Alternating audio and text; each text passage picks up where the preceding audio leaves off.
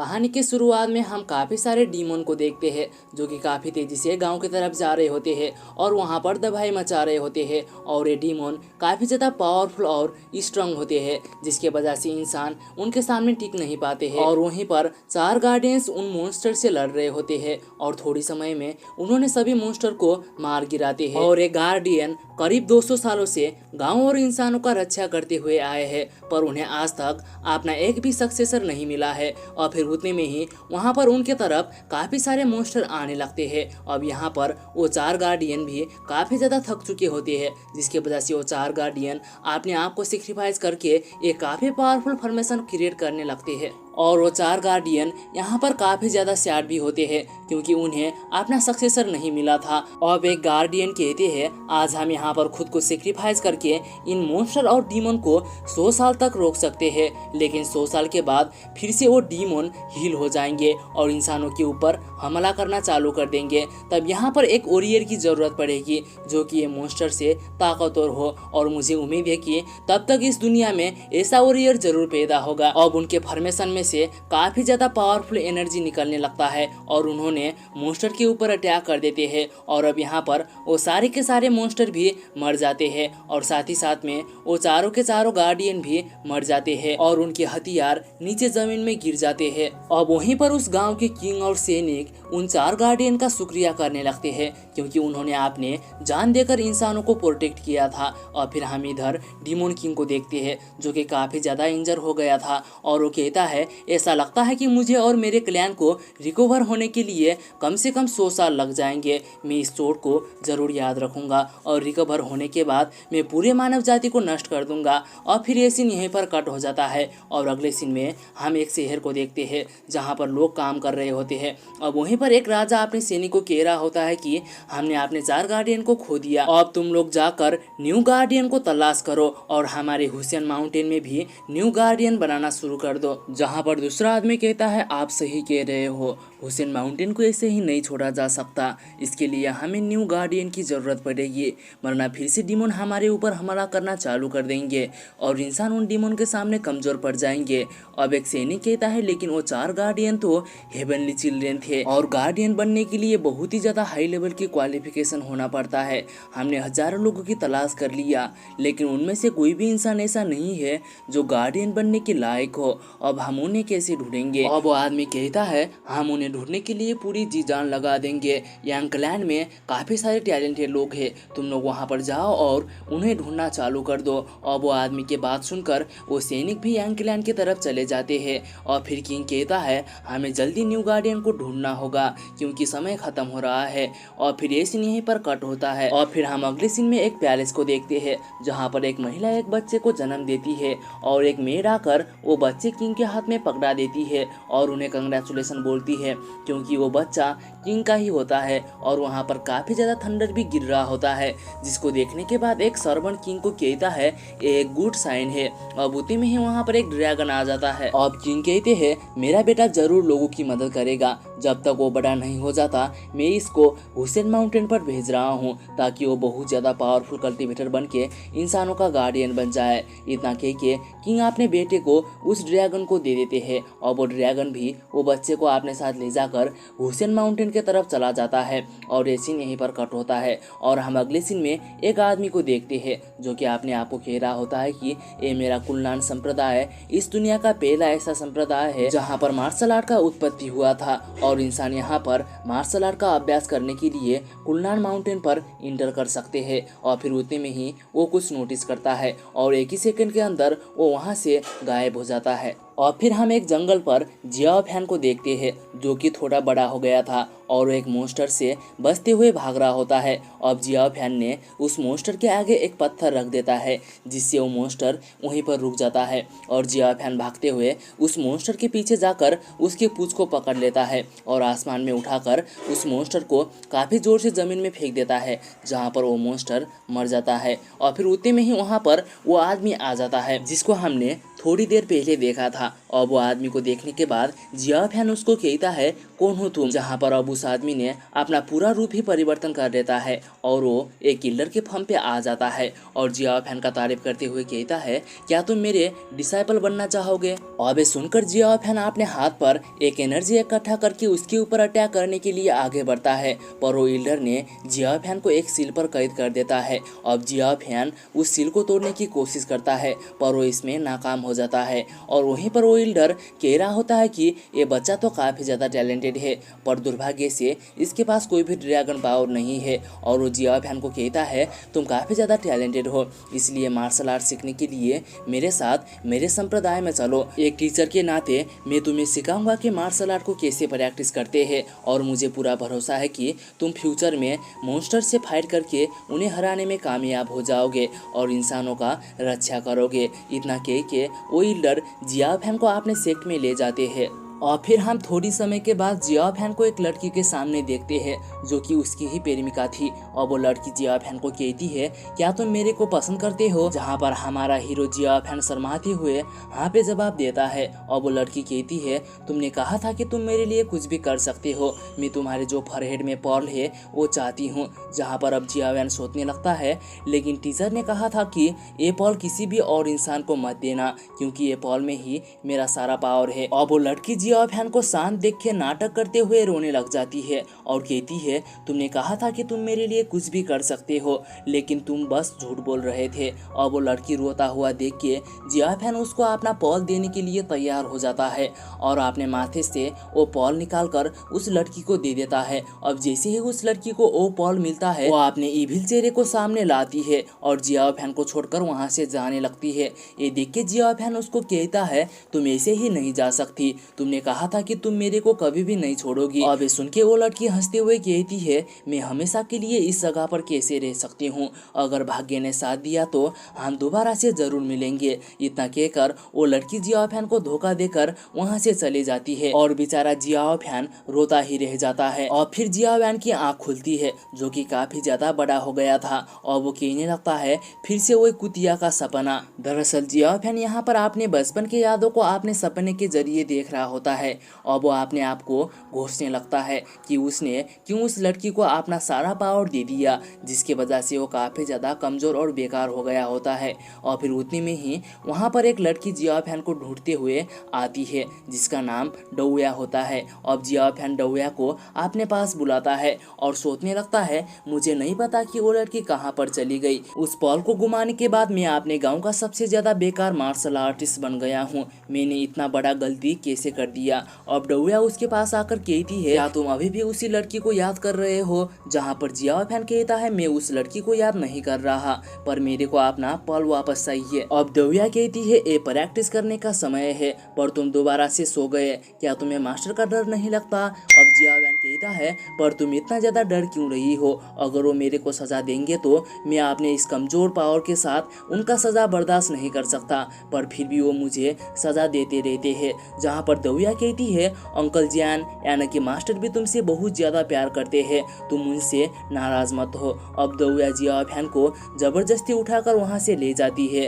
अब जिया फैन डौया को कहता है मैं कैसे बताऊँ कि मैं अपने गांव का सबसे ज़्यादा पावरफुल इंसान था पर अभी मैं तुम जैसी छोटी लड़की से भी कमज़ोर हूँ। अब वो दोनों वहाँ से जाता हुआ देख के एक बुढ़ा आदमी जिया फैन का मजाक उड़ाने लगता है। ये देख के जिया फैन उसके ऊपर काफ़ी ज़्यादा गुस्सा करने लगता है, जहाँ पर डौया कहती है तुम इतना ज्यादा गुस्सा क्यों कर रहे हो।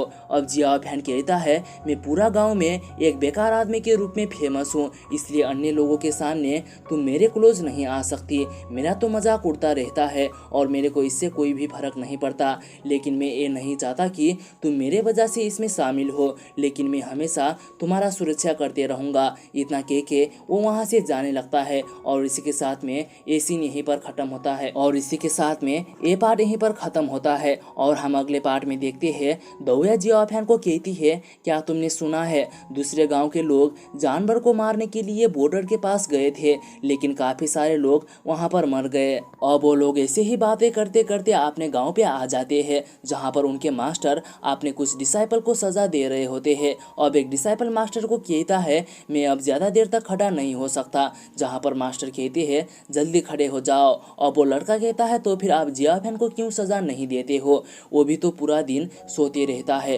अब सुन के मास्टर जियाओफैन को भी सजा देने के लिए वहां पर बुला लेते हैं और पूरा 3 घंटे तक खड़े होने के लिए कहते हैं। अब जियाओफैन भी उनके पास जाने लगता है। अब देख के जियाओफैन का एक दोस्त जियाओ उस लड़के को कहता है, क्या तुम पागल हो, तुम्हें नहीं पता कि जियाओफैन कितना कमजोर है। लेकिन उतने में ही जियाओफैन ने उसे रोक देता है और वो लड़का जियाओफैन को कहता है, तुमने 8 साल की उम्र से पहले आपने व्हील अप लाइल को एक्टिवेट कर लिया था, लेकिन 10 साल की उम्र में ही तुमने लड़की के चक्कर में वो खो दिया। अब तुम बस कमजोर निकम्बे हो। अब सुन के जियाओफैन को काफी ज्यादा गुस्सा आने लगता है और मास्टर उस लड़के को उतने में ही शांत करा देते हैं। अब सभी लोग वहाँ पर पानी के बाल्टी पकड़ के खड़े हो जाते हैं। जियाओफैन का एक दोस्त कहता है, तो क्या हुआ, जियाओफैन कमजोर है तो, लेकिन हम तो जिंदा है, हम हमेशा जियाओफैन का रक्षा करेंगे। अब जियाओफैन का दूसरा दोस्त भी वही कहता है। अब मास्टर वहाँ पर सभी को कहते हैं, तुम लोगों को रोज ऐसे ही प्रैक्टिस करना होगा और स्ट्रांग होना होगा।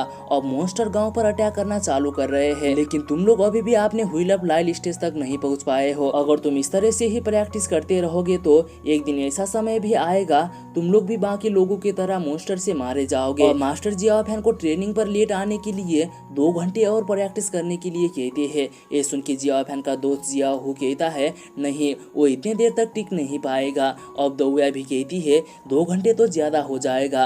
अब इतने में ही जियाओफैन कमजोर होकर जमीन में गिर जाता है, जहाँ पर मास्टर उसको कहते हैं, क्या तुम 2 घंटे तक ज्यादा प्रैक्टिस नहीं कर सकते। अब जियाओफैन खड़ा होकर कहता है, हाँ मैं कर लूंगा और फिर से व्हील अप लाइल तक कल्टीवेट करके गाँव को मॉन्स्टर से प्रोटेक्ट करूंगा। इतना कहकर वो प्रैक्टिस करने लग जाता है। ये देखकर मास्टर के ओठों पर भी थोड़ा मुस्कान आ जाता है। अब जियाओफैन के दोस्त उसको अकेले छोड़ नहीं पाते हैं और वो भी उसके साथ प्रैक्टिस करने लग जाते हैं और जोर जोर से चिल्लाते हुए कहते हैं, हम अपने गांव को मॉन्स्टर से बचाएंगे। और फिर थोड़ी समय के बाद मास्टर सभी को थोड़ा ब्रेक देते हैं, पर जियाओफैन को नहीं देते हैं और प्रैक्टिस करने के लिए कहते हैं। अब जियाओफैन यहाँ पर काफी ज्यादा थक चुका होता है। ये देख के उनके 2 दोस्त को भी अच्छा नहीं लगता है और वो भी जियाओफैन के तरह बाल्टी पकड़ के खड़े हो जाते हैं। और फिर उतने में ही वहाँ पर एक आदमी आकर मास्टर के कान पर कुछ बताता है। ये सुन के मास्टर जियाओफैन के सामने आके कहते हैं, अगर तुम्हें मुश्किल हो रहा है तो नीचे उतर सकते हो। पर जियाओफैन अपने सर को ना पे हिला देता है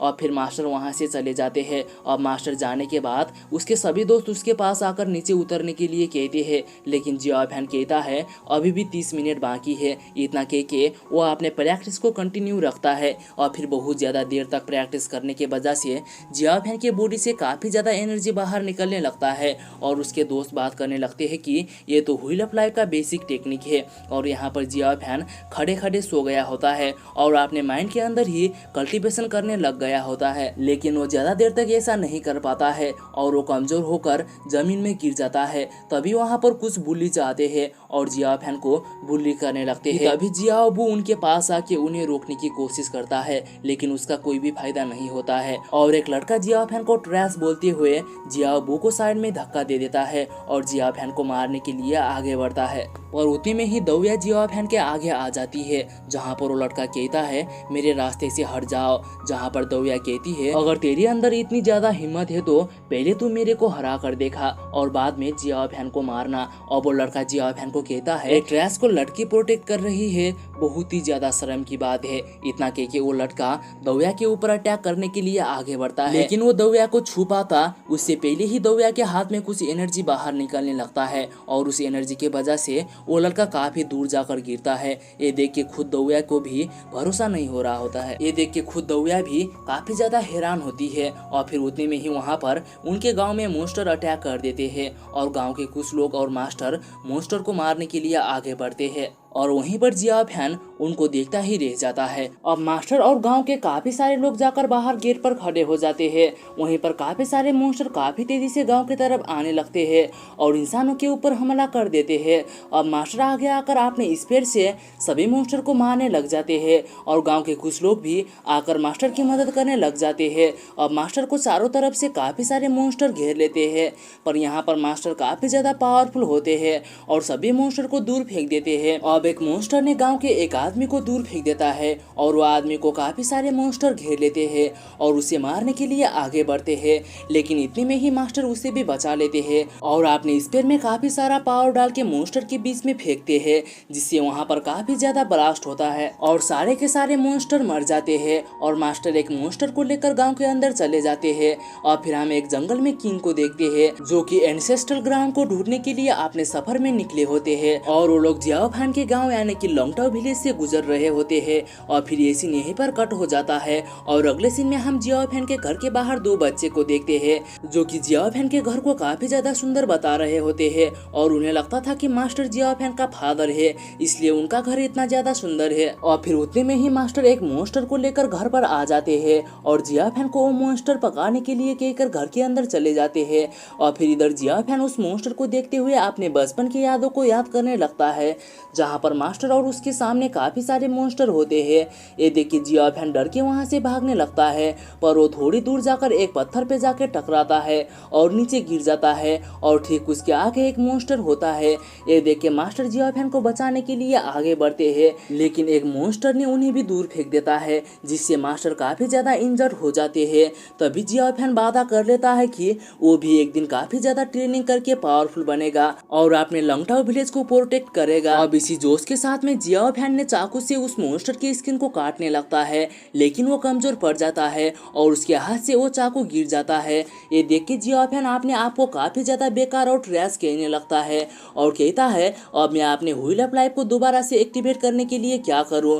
अब उतने में ही वहां पर डौया आ जाती है और जियाओ फैन को कहती है मैं तुम्हारी मदद कर सकती हूँ, जहाँ पर जियाओ फैन कहता है तुम इतनी सी छोटी लड़की मेरी क्या मदद करोगी, आज मैं खुद तुम्हारे लिए रोस्ट बनाऊंगा। और फिर उतने में ही वहाँ पर जियाओ फैन के दो दोस्त भी आ जाते हैं और उस मॉन्स्टर के स्किन को काटने लगते हैं। और फिर इधर मास्टर उन लोगों को देख रहे होते हैं और लंबी लंबी सांस लेते हुए कह रहे होते हैं कि ये बच्चे अभी भी मजाक कर रहे हैं। और फिर हम अगले सीन में दो आदमी को देखते हैं, जहाँ पर एक आदमी कहता है आज का बैटल कैसा था और वो आदमी कहता है वाइल्ड बीस्ट ने हमारे लॉन्गटाओ विलेज पर हमला करना चालू कर दिया है और हमारे लीडर जीजान ने पहले ही गांव के बच्चे को प्रैक्टिस बंद करने के लिए कह दिया था। और फिर ये सीन यहीं पर कट हो जाता है और अगले सीन में हम उस बुल्ली बॉय को देखते हैं, जो कि कल्टीवेट करके अपने व्हील ऑफ लाइफ को एक्टिवेट कर लेता है और इसका नाम दामेंग है। अब उसके पापा भी काफी ज्यादा खुश हो जाते हैं, क्योंकि दामेंग ने 14 साल की उम्र में ही अपने व्हील ऑफ लाइफ को एक्टिवेट कर लिया था।